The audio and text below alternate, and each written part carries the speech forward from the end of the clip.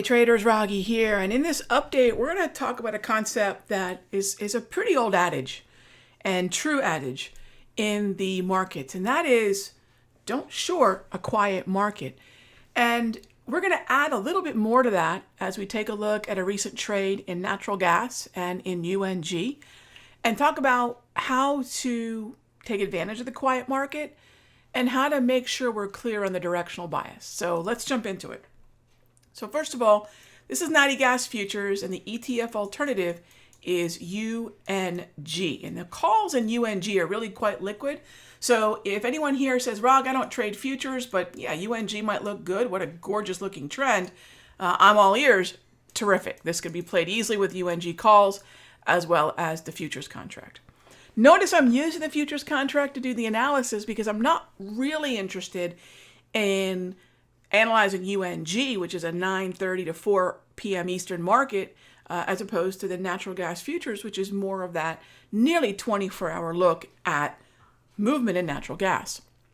So the overall trend has been strongly up. I mean, look at this double green down here. The structure of this market clearly is very bullish, and it has been since the first week of May. Now, having said that, we've seen really nice pullbacks along the way, but this was the first time that we saw this consolidation. And you'll see this consolidation accompanied the yellow on the JT multi. Well, yellow doesn't mean the markets are poised for a breakdown. That's actually what a lot of traders assume, and that is a low probability assumption.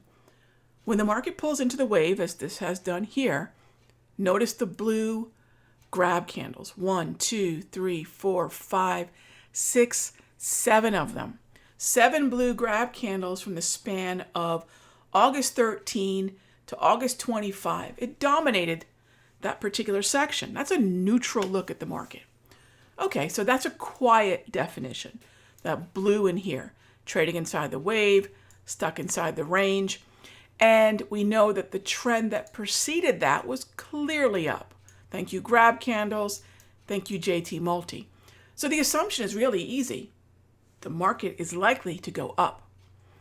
And having that expectation allows us to do two things.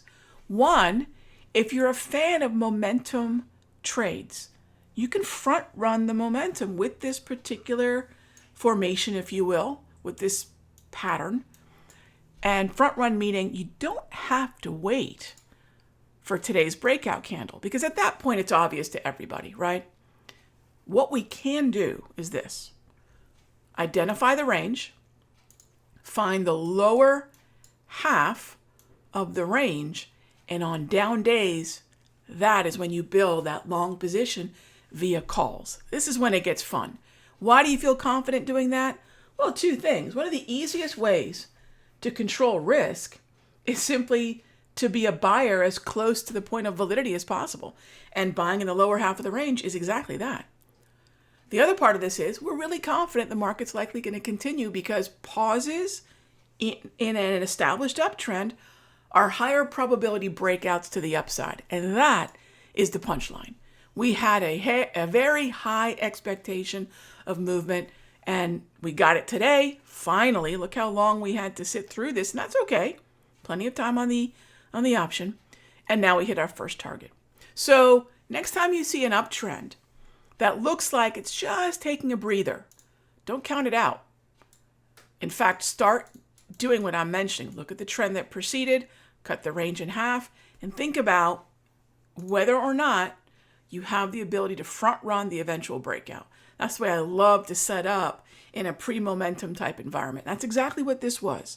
Blue grab candles, yellow multi, but a really nice uptrend that preceded that. Hope that helps, and I'll see you in the next update. Hey traders, Raghee from Simpler Trading.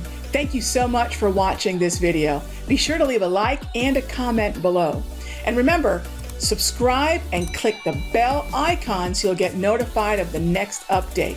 And when you're ready to join me for live trading, be sure to head on over to simplertrading.com. I'll see you in the next update.